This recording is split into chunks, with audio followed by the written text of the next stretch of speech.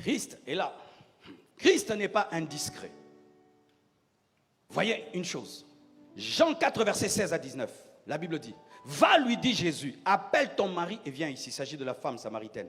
La femme répondit, je n'ai point de mari. Jésus lui dit, tu as eu raison de dire, je n'ai point de mari. Car tu as eu 5 maris, et celui que tu as maintenant n'est pas ton mari. En cela tu as dit vrai. Seigneur, lui dit la femme, je vois que tu es prophète. Il révèle à la femme qu'elle vit avec un homme qui n'est pas son homme. Devant qui? Devant personne. Tous les disciples étaient partis, il était seul. Et lorsque les disciples reviennent, il leur dit pas, ah, quand vous êtes partis là, la femme là, je lui ai dit, elle était dans le... Il n'a rien dit. C'est la femme elle-même qui est allée dire, venez, celui-ci est un prophète. Il m'a dit tout ce que je suis. Ne divulgue pas les secrets de tes fidèles. Et si tu as une femme indiscrète, ne lui dis pas. Cher homme de Dieu, c'est toi d'abord le pasteur. Hein? Si ta femme est bois, ne lui dis pas. Parce que celui qui travaille à la CIA ne dit pas tout à sa femme.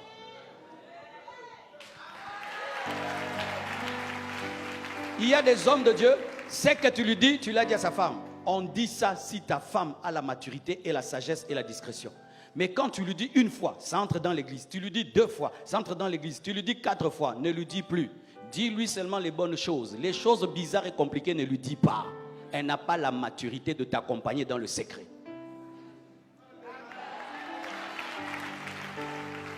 C'est pourquoi il y a des hommes de Dieu à qui les fidèles ne confient rien. Parce qu'ils savent que toi, tu dis tout au lit.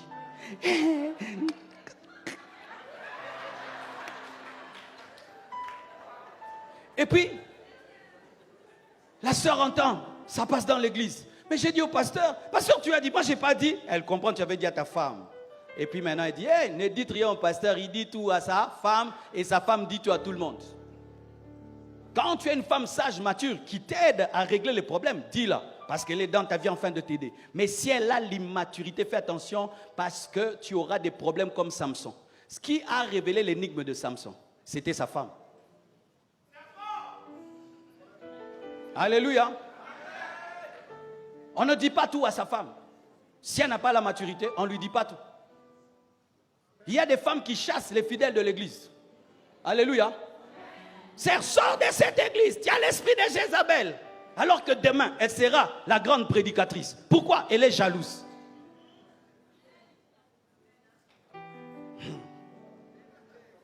Aussi, homme de Dieu, lorsque tu fais des réunions avec tes fils et tu sens que ce que tu dis dans les réunions sort souvent, fais une réunion encore avec tes fils et ce sont des passoires.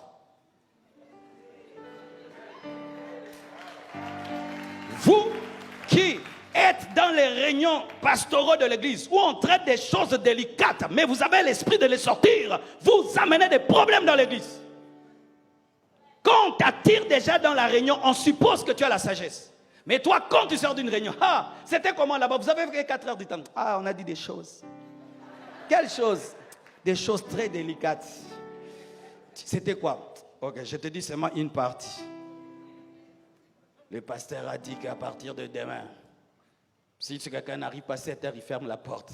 Ça se répand dans toute l'église. Alors que la nuit, tu vas réfléchir et te rendre compte que c'était une mauvaise décision. Sais-tu cacher les secrets des gens? Des fois, les médecins ont plus le respect de leur travail que nous. Il y a des médecins qui ont opéré des présidents qui n'ont jamais dit. Mais nous, il suffit qu'un grand homme vienne chez toi. Oh, tu sais, le président là, et il y avait ça, et je lui ai fait ça, et je lui ai dit ça, il m'a confié ça, il m'a confié ça. Et il entend que toi, tu as dit. Il suffit que quelqu'un te confie, ça te boue, ça se démange. Il faut que tu dises, il faut que tu dises, il faut que... Jésus était discret. Il n'a pas parlé aux disciples. Ils sont arrivés. Mange, ni, j'ai à manger une autre nourriture, la volonté de mon Père.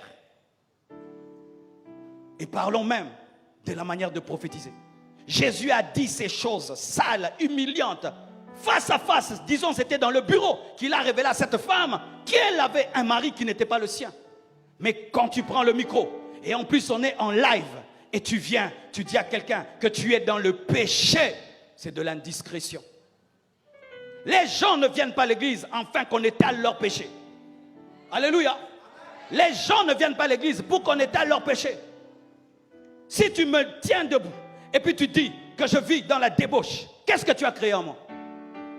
Tu penses qu'en m'humiliant, je vais me repentir? Et en plus, ça passe sur Vase d'Honneur TV et le monde entier sait, même mon chef et mon patron et ma belle famille. Ah oui, alléluia. Prophète, arrêtez ces choses-là. Arrêtez ces choses. Et je dis toujours ceci aux prophètes. Quand vous faites cela, tu aimerais qu'on te le fasse? Tu aimerais que ta mère puisse aller prier quelque part, on lui dit que son enfant a la sorcellerie? Tu aimerais que tes enfants aillent prier quelque part et qu'on puisse dire au monde entier qu'elles ont des sirènes? Tu aimerais aller quelque part, on te fait une délivrance publique et qui passe en direct sur télévision, comment tu roules, comment tu vomis? Qui aimerait cela? Mais pourquoi nous faisons ça aux autres? Un manque d'amour, un manque de discrétion. Donne-moi l'amen, hein? Je faisais ces choses, mes frères. Faire rouler les gens en live, faire tourner les gens en live et tout. Dieu m'a dit qu'on fasse cela à ta mère aussi. Depuis quand je commence à faire des services de puissance, on ne montre pas. Et si on va montrer de très très loin, de sorte que les gens ne soient pas humiliés. Parce qu'on ne doit pas humilier les gens pour prouver qu'on a la puissance. C'est de l'égoïsme. C'est de l'égoïsme. Des fois Jésus faisait les miracles, disait ne le dis à personne. Je viens à l'église bien habillé. Et puis je roule et je vomis. Et les démons parlent dans ma bouche. Et sans ma permission, fais ça en Europe, on va t'arrêter. Hey, nous profitons de l'Afrique. Hein. Fais ça à un blanc en Europe. Tu lui as fait ça. Tu verras. Mais il a raison, non? Et puis il se retrouve, lui-même être en train de se regarder. Sa famille regarde. Mais ça, c'est Gaylord.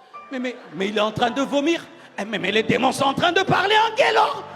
Et maintenant, si Gaylord était ton travailleur, tu vas continuer à travailler avec lui. Il a perdu le travail, la réputation. Il est venu debout. Il rentre KO. Il ne fallait même pas qu'il vienne à ton église. Tu as détruit sa vie. On ne dit pas tout dans la prophétie. On ne dit pas tout dans la parole de connaissance. S'il y a quelque chose qui peut t'élever, je dis, pasteur, Dieu est avec toi. Cette année, tu vas vivre la gloire de Dieu. C'est bon, n'est-ce pas? Mais s'il y a des problèmes dans ton couple, je ne vais pas les dire. Si j'ose seulement dire les problèmes de ton couple maintenant ici, quel problème je crée dans l'église, dans la belle famille, dans plein de choses. Maintenant, toi, tu parais être un grand prophète. Oui, grand prophète. Maintenant, moi, je parais qui? Moi, maintenant, tu me laisses dans quel état? Est-ce qu'on suit les personnes là qui passent ici, leur demander tu te sens comment après? Est-ce qu'on leur pose des questions? Les médecins, après l'opération, ils te suivent. Si les fils se sont coupés et tout. Nous, après les choses qu'on fait là, est-ce qu'on suit les gens pour leur dire maintenant, qu'est-ce qui est arrivé dans ta vie après que j'ai présenté que tu avais des démons internationaux?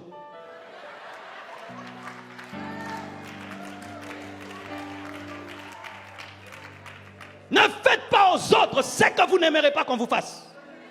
Si tu aimerais qu'on te le fasse, fais-le. Si tu aimerais qu'on le fasse à ta maman, qu'on le fasse à tes enfants, fais-le. Mais si quand il s'agit de tes enfants, tu prends tes enfants, tu l'amènes où? Quand nous les pasteurs, on reçoit des hommes de Dieu, on fait quoi? Nos enfants sont reçus au bureau.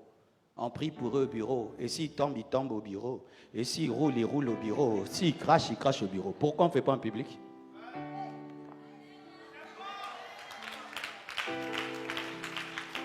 Quand nous, les hommes de Dieu, on a des problèmes, on va vers d'autres hommes de Dieu. Où? Au bureau. Ils prient pour toi au bureau. Tu confesses au bureau. On confesse ici. Pourquoi tu veux faire confesser les autres devant?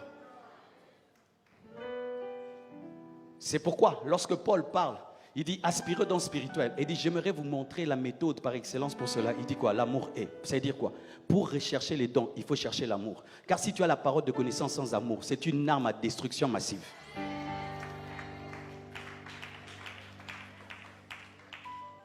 Une femme est allée quelque part. Parce que si nous suivons le Nigeria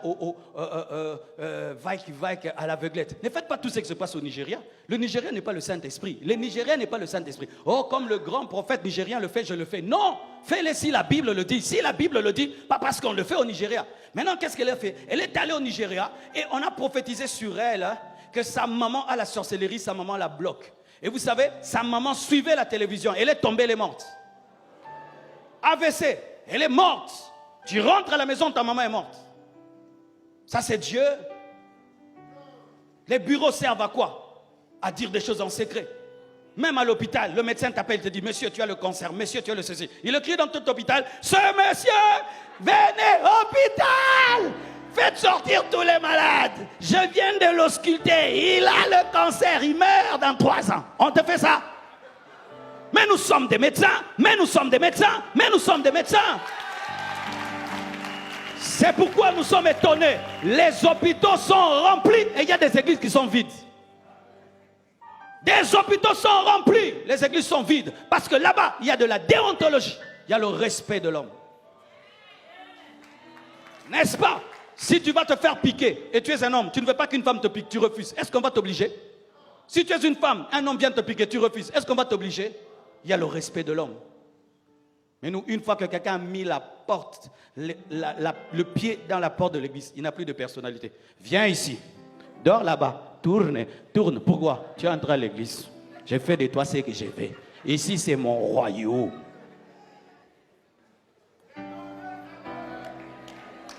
Donne-moi la main, hein? Donne-moi la main. Hein? Ne faites plus jamais cela. Hey. Écoutez ceci. Tu vas dans un endroit pour prier. Et puis des prophéties humiliantes commencent. Ne te lève pas. Ne vous levez pas. Frère, il y a quelqu'un ici, tu as fait ça. Frère, lève-toi. Ne te lève pas. Regarde-le, on ne va pas te taper. On ne va rien te faire. Parce que si tu te lèves, ta vie est détruite. Vous m'entendez, hein? Le Seigneur m'a dit ça. Mais ça détruit ton couple. Ça détruit. Lève-toi, ne te lève pas. Et tu lui enseignes que ça ne se fait pas. Et s'il insiste, rentre à la maison, fuis.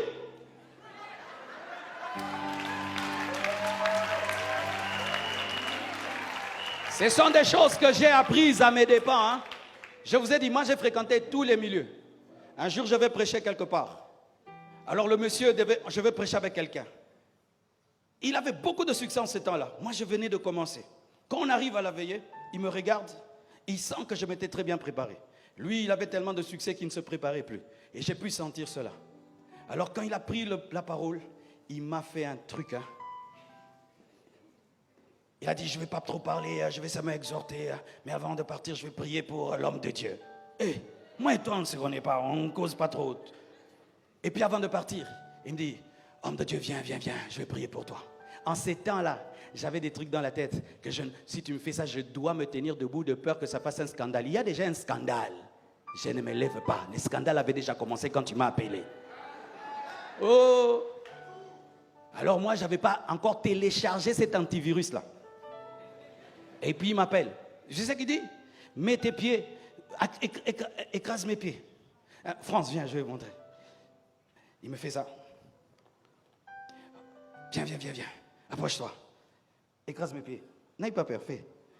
Tu vois, il est déjà déséquilibré, non? Maintenant, il avait un gros ventre. Il dit, lève les mains. Maintenant, il avait un gros ventre. Tu vois, ne tombe pas encore. Et puis, il avait un gros ventre. Et puis, homme de Dieu, sois prêt. Reste. Reste par terre, reste. Quand je suis tombé, j'ai dit, mais qu'est-ce qui m'est arrivé? Maintenant, pour me calmer, tu vas t'élever. Tu vas aller en Afrique du Sud. Les portes vont s'ouvrir. Moi, j'ai dit, qu'est-ce qui m'est arrivé? Pourquoi? Je n'avais pas téléchargé que quand tu viens à l'église, même si tu viens à l'église, tu gardes le contrôle de ta vie. N'ajoutez pas foi à tout esprit. N'ajoutez pas foi à tout esprit. Quelque chose se passe. Tu n'es pas convaincu. N'entre pas dedans. N'entre pas dedans. C'est ta